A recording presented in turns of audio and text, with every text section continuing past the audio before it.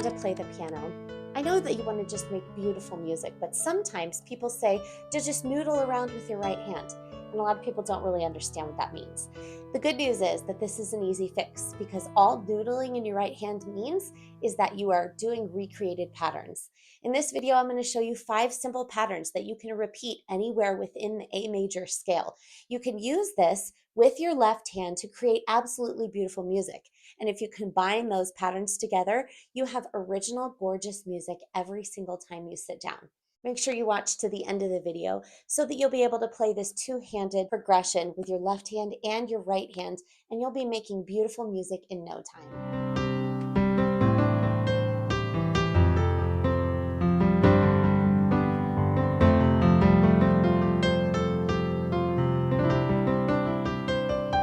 Hi, my name's Rebecca and welcome to my piano studio.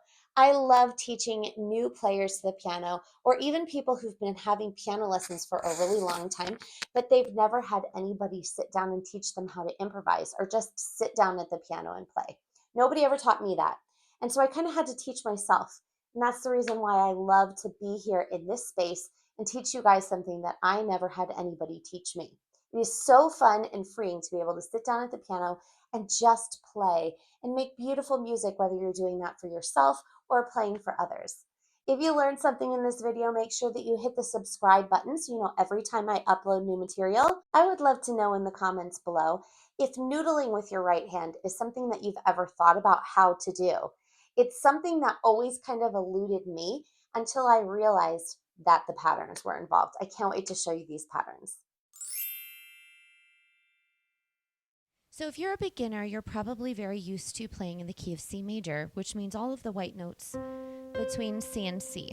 It's a great place for beginners to start because we don't have to worry about any of the black notes. But today we're going to actually begin in a new key, which is starting on A. And just a reminder of what a sharp is, first of all. A sharp is when you have a note like C, and instead of playing that note, you're going to play one note directly to the right of it, which in this case happens to be a C sharp. So I'm going to give you 3 notes that we're not going to play, and we're going to play the sharp instead. The first one is an F. So instead of playing an F, you'll play the F sharp here. The second one is that C. Instead of playing a C, we play a C sharp. And then the third one is a G. So instead of a G, you'll play the G sharp. So you're going to be playing these 3 sharps here, the first in the set of 2, and then the first 2 in the set of 3 black notes, instead of these 3 notes. So instead of F, C, G, we play F sharp, C sharp, and G sharp. So now we're going to play all of the notes from A to A, remembering the sharps and to skip those 3 notes. So here we go. Let's start with just one finger and play the scale. C sharp, F sharp, G sharp, A. And then we come back down. And this is the key of A major. Now that we know the scale, and it's always very important to start with a scale because we are teaching our fingers and our ears which white notes and which black notes to start with, we're going to now build chords in the key of A major. So I'm going to start down here. This is middle C. I'm going to start at this A down here. And all we're doing is we are building triads in the key of A major. A triad is simply 3 notes that are stacked on top of one another to form a chord.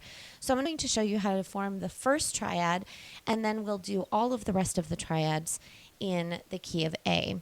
So in the key of A major, we start on the first note, which is A, and we go up 3. 1, 2, and 3 was our C sharp. So if we play A and C sharp together, and then we start at A again and go up 5 notes, 1, 2, 3, 4, 5, we come to an E. Play all of those together, A, C sharp, E, and that is our first triad, or our number 1 chord in the key of A. If we build a chord on the second note, which is B, we have B, D, and F sharp, which is a B minor. That's our 2 chord. Our 3 chord is built on the third note of the scale. That's a C sharp, E, G sharp. That is a minor 3 or a C sharp minor. The fourth note is a D, F sharp A, and that's a D major. Our fifth note is an E, E, G sharp B, which is our major 5. Our 6 is built on the 6th note of the scale, which is an F sharp A, C sharp, and that is an F sharp minor. Our 7th is a diminished chord built on the G sharp, B, and D. Listen to that. That always sounds really great. And then we're back to our 1 chord.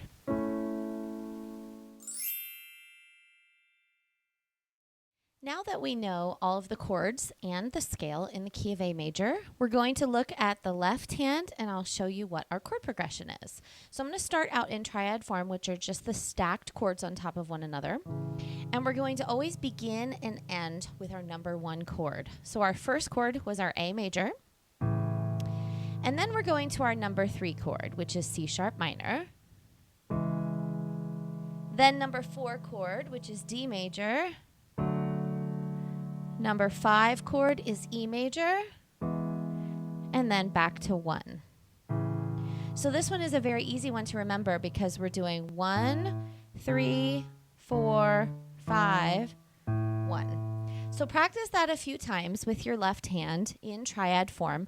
And now we're going to put this into representative form. And what that means is instead of playing the triad stacked on top of one another like this, we're going to create a representative chord. And the way we do that is we're going to create an octave with the outside of that chord. So the first one is an A. So we're doing A to A.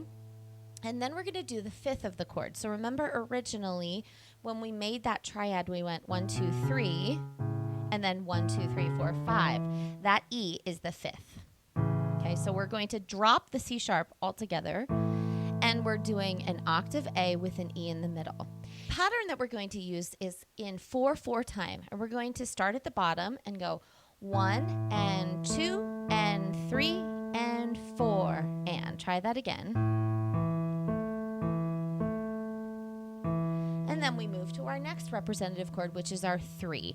So that is our C sharp. So we have a C sharp octave with a G sharp in the middle. So this one's kind of easy because it's all black notes. So the same exact pattern, 1 and 2 and 3 and 4 and then we go to our 4 chord, which is just 1 note up from where we were. We were here, and we move everything to the white note that's to the right. So same pattern. And then to our E, which is 1 full note up, so from D to E. So we have E octave with a B in the middle. And then we're back to our 1 chord, A.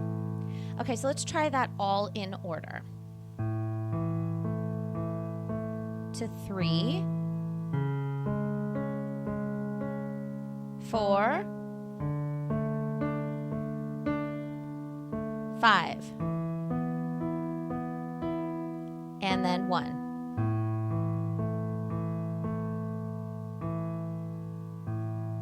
Now remember that all chord progressions are made to be looping. So if you just wanted to go through that whole pattern just one time,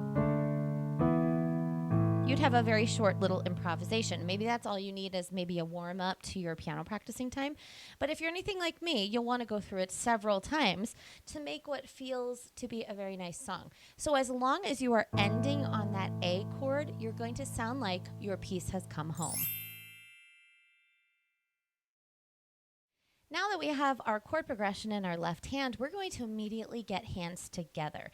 This is the part that scares off some newbies to the piano, but we're not going to be intimidated by playing both hands at the same time. So you may need to stay on this step for a little bit just to get the coordination of playing both hands. Now, a lot of times in my videos, I will do a left hand and then right hand, left hand and right hand. But for today, because I'm teaching you this pattern over here, like this, I want you to practice the pattern in your left hand, and at the same time, we're going to be playing with our right hand. But here's how it's going to be simplified at first. So we're going to start with our right hand in a 5-finger position. So we're going to start with A, B, C sharp, D, and E. And those are all the notes that we're going to play. So your choices for your right hand are literally anything at this point, as long as it sticks right here. So this is going to be what it sounds like when we put it together very slowly, and your right hand is going to be just in quarter notes. So something like this.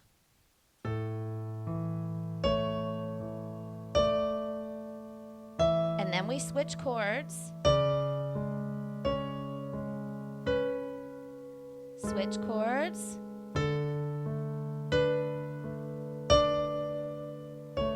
Switch.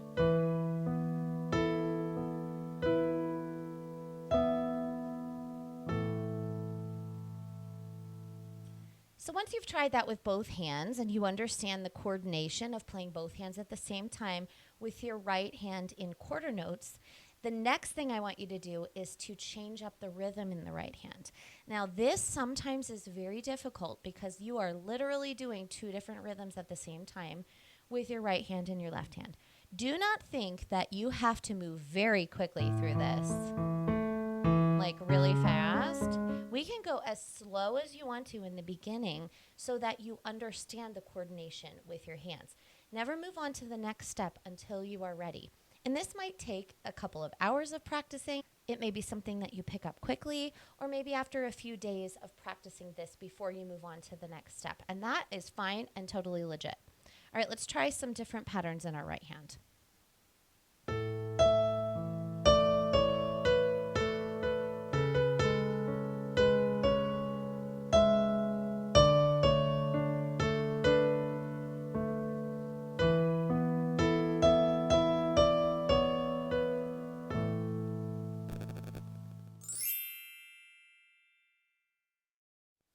At this point, you understand a little bit about the coordination of both hands together, and especially the movement of the chords in your left hand from one to the other. And now I'm going to start showing you how to move with your right hand as well. Now, these patterns that I'm going to give you are going to come after this step. In order to get to the next step, though, you have to understand that your hand is not going to be stuck in this 5-finger position all the time. So the next thing that I want you to do is the same thing that we did originally, where we were moving from our triads in our left hand to the C sharp, to the D, to the E, and then back to the A. We're going to do the same thing with your right hand because you may not feel as comfortable moving your right hand. To C sharp, D, E, and A. Okay, so once you've tried that and you understand that your hand's going to be moving around, I'm going to now give you some of the patterns that we're going to use. So this is pattern number 1. And that is simply, I want you to play the triad that you just did, only we're taking out the middle note. So we're just doing the 1 and the 5. Okay, so this is our pattern. It seems really simple, but it is something that's going to make it sound wonderful when we put it together with the left hand. We do our first one to our third, fourth, to fifth, and then back to our 1. All right, let's put this together with our left hand.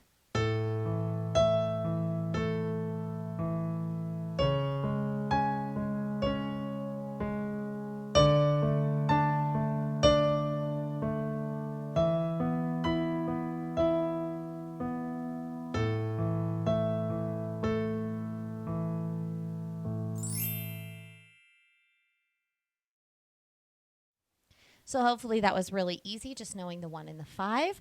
This next one's easy too, because guess what? It's based on our 5-finger positions. So this time we're going to do 1, 2, 3, and 5. So the only one you're not playing is number 4 for this one. Okay, so this one's going to go like this, where you're holding it down after you have played it. So like this.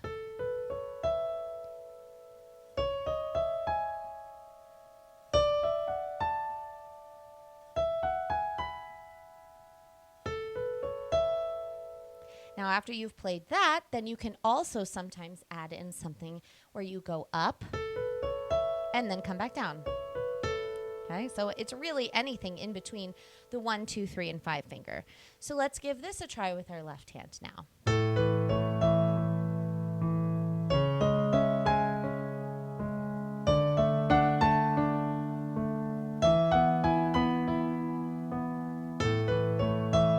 Now I'm going to add the coming back down as well.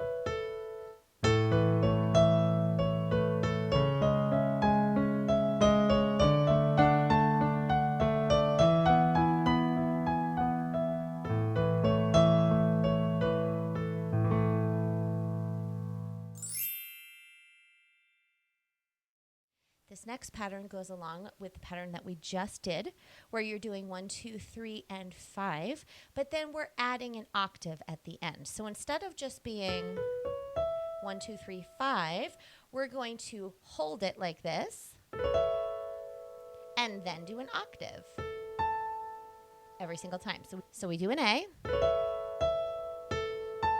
then to the C minor, D, E, A. All right, let's give this a try.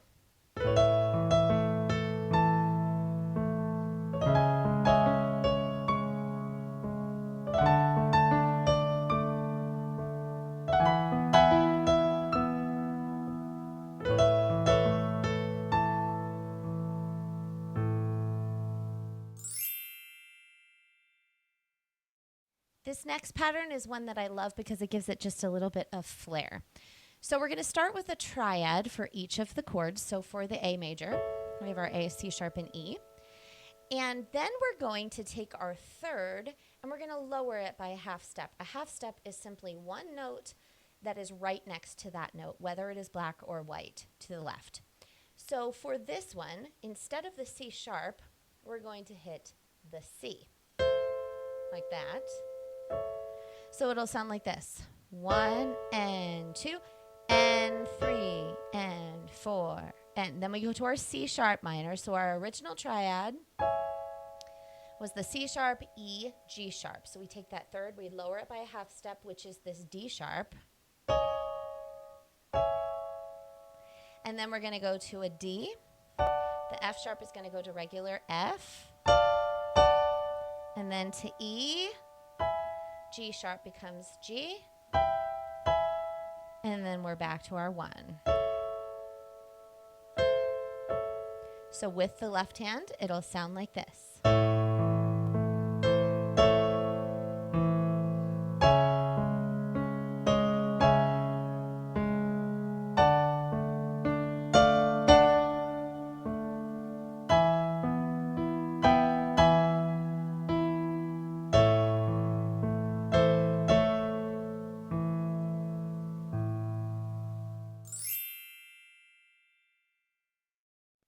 This last pattern I love because it is a movement of the right hand, but it makes a lot of sense where you're going. So this is going to employ some inversions. And what an inversion means is you're playing the same notes of the chord, like the A, C sharp, and E, but you're going to play them in a different order. So if we take that A and put it at the top and play this A instead, it'll sound like this. So that is the root position of the A chord and then the first inversion. So we're going to do a root position of each chord and then the first inversion for every chord. So that's our first one. Our second chord we have right here, our C sharp minor, that's our root position. And we take the C sharp off the bottom, put it at the top. Then we go to our D, then our first inversion, and then our E. And first inversion, and then back to our A. So this one will sound like this put together.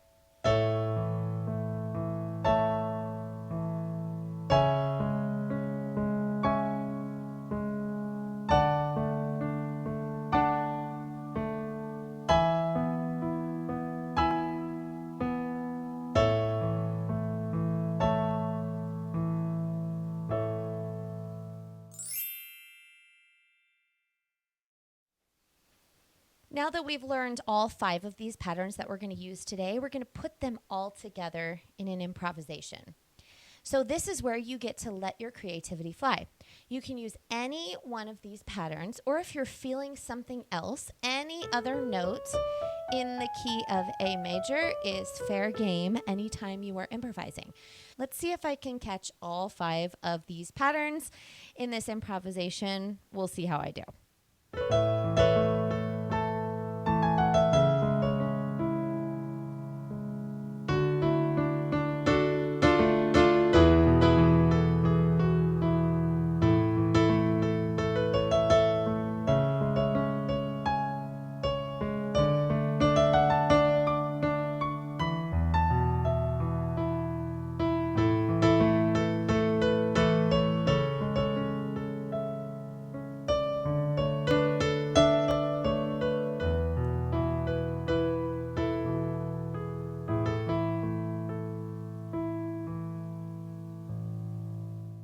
I hope that you enjoyed this video and understand that any patterns that you come up with in the key of A major, because that was our key today, can be then translated into any key. If you would love a great chord progression in the key of A major, since that's the one that we were talking about today, check this video out. If there's anything you'd like me to dive a little bit deeper into, I would love to consider doing that. So leave a comment below. And until then, I hope that you continue practicing and are so excited to go on this journey of music improvisation with me.